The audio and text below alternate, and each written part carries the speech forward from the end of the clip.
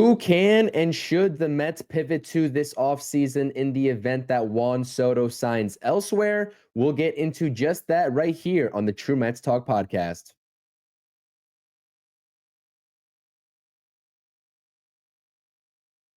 All right, everyone, welcome back to the channel. Before we get into today's video, as always, please drop a thumbs up on this video. Subscribe to the channel for more Mets offseason content. And let me know in the comments section down below who you would prefer of the two names that we are getting into today in case David Stearns needs to implement a plan B option in the event that Juan Soto is signing elsewhere this offseason. As you all know, per my recent Juan Soto video, Francisco Lindor is joining in on the efforts to recruit Juan Soto, but there are said to be upwards of 6 to 8 teams in on the Juan Soto sweepstakes. For whatever that's worth, we know the main players and we know the teams that are getting a meeting one-on-one, or I should say one-on-two, with Scott Boras and Juan Soto. But again, as is the case with any organization, and the Mets are no different with David Stearns and Steve Cohen, they always have to plan for things to not go their way and to, Juan Soto to go elsewhere. So what are the two names that could be immediate candidates to fill in a corner outfield spot and still provide high value offensive production? The names right here might be an obvious. Yes, that is Teoscar Hernandez and Anthony Santander, considered to be by many the premier bats following Juan Soto in this free agent market in those corner outfield positions. Obviously, there are more bats to be had. Pete Alonso's on the market, Alex Bregman's on the market, Willy Adames is on the market, but we are talking about corner outfielders or DH type outfielders that you can plug and play in the corners, or you could DH in any given scenario, just like Juan Soto. And of these two names, Mets fans, please let me know which one you would rather have. And this is a choice that is kind of difficult. I'm not going to lie, and I'm going to break it down as best as I can because I do prefer one of these names over the other. But you see here the production in 2024, the numbers that are above both of these guys are their 2024 values. And it's a pretty good compare and contrast because there's only a 1-game differential in terms of how many games they appeared in for their respective teams. Santander for the Orioles and Teoscar Hernandez for the Los Angeles Dodgers, the World Series champion Los Angeles Dodgers, I should say. And you see the distinct differences here. We'll talk about the defense in just a second, but the offensive metrics, what are you getting from both of these players offensively? You see here the power numbers. You see here the gap-to-gap power with the doubles. Santander has hit more home runs than Teoscar Hernandez, although Teoscar Hernandez is a little bit more consistent in the home run category, posting 25-plus home runs in each of his last 4 seasons. Santander has a wide variety of a range in terms of the home runs that he can hit. He did recently just hit 40-plus home runs, I believe in the first time of his career, something that Teoscar Hernandez has not done yet in his career. But it was a pretty decent campaign for Teoscar Hernandez as well in a Dodger uniform. Obviously bet on himself. He had some options to sign a long-term contract before accepting a 1-year deal with the Dodgers, but he stressed the importance of wanting to win, and he did just that, posting a 272 batting average, north of an 840 OPS in his 154 games to go along with those 33 home runs. I'm pretty confident. I think it's pretty safe to say that the upside in terms of the strict power of putting the ball over the fence, we know Juan Soto gets you anywhere between 35 to 40 home runs.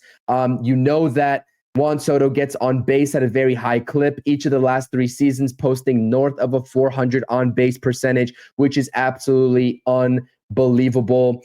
To get the perfect blend of a player that can get you both worlds of these two guys, I think you have to go with Teoscar Hernandez.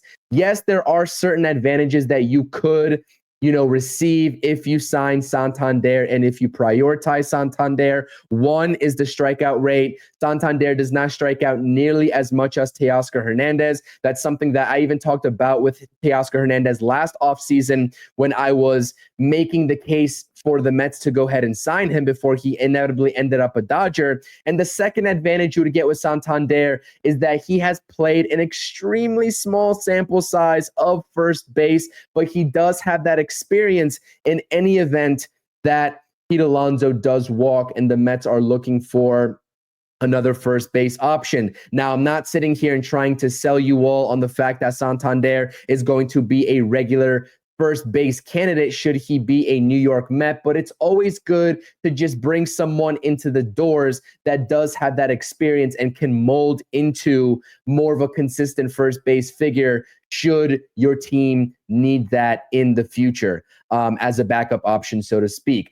But again, the type of hitter that Teoscar Hernandez is, the production value that you get in terms of the extra base hits, you see here about 7 more doubles in his campaign in 2024 over Santander, and just the overall ability to get on base. You don't see the distinct differences in the on base percentage, but it is a significant difference in terms of the ability for Teoscar Hernandez to reach base over the likes of Santander, even given that strikeout rate, which just screams the versatility that is Teoscar Hernandez when he steps in between those lines. We do have to talk about the fielding and then the contract valuations before we close out this video between these two players. I should note the age difference here as well. In this free agency, Teoscar Hernandez is approaching 32 years old, whereas Santander is only 30 years old. And you see that is reflected in the contract valuations from Spotrac.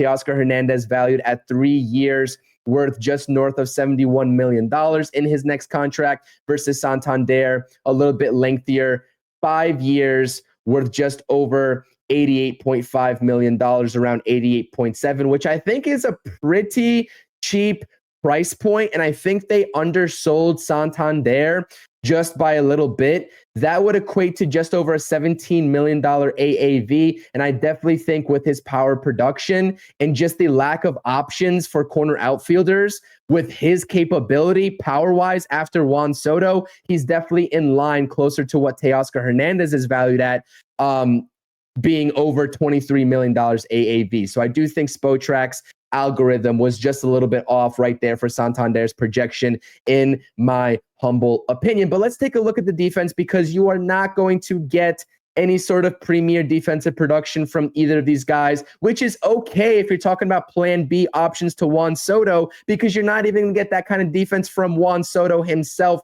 in the outfield. Santander and Teoscar Hernandez profile as pretty similar corner outfielders. Teoscar Hernandez has played center field in his career prior, when he was a little bit younger, had a little bit fresher legs.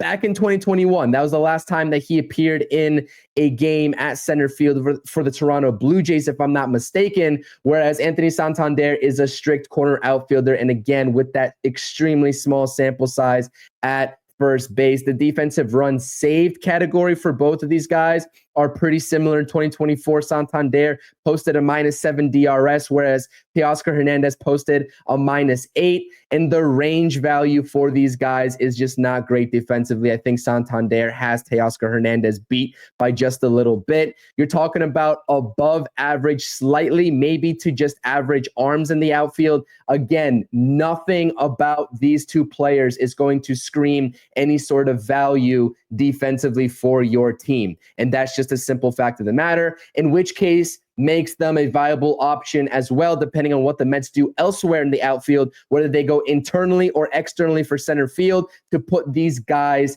in the DH spot and maybe have a guy like Starling Marte in the final year of his Mets contract continue to provide those services in right field. But again, similar profiles defensively. Offensively, I give the edge to Teoscar Hernandez, even though the strikeouts go up with him in comparison to Santander and the home runs go down, generally speaking, for Teoscar compared to Santander. But again, either of these guys, if you're selling me as backup options to Juan Soto, obviously you'd rather have Soto. He is a generational talent. I know a lot of people don't like using the word generational, but that really is what Juan Soto is. He is a generational talent offensively. So let me know in the comment section down below, Mets fans, Teoscar Hernandez or Santander as a plan B option. See you all on the next video. Peace out.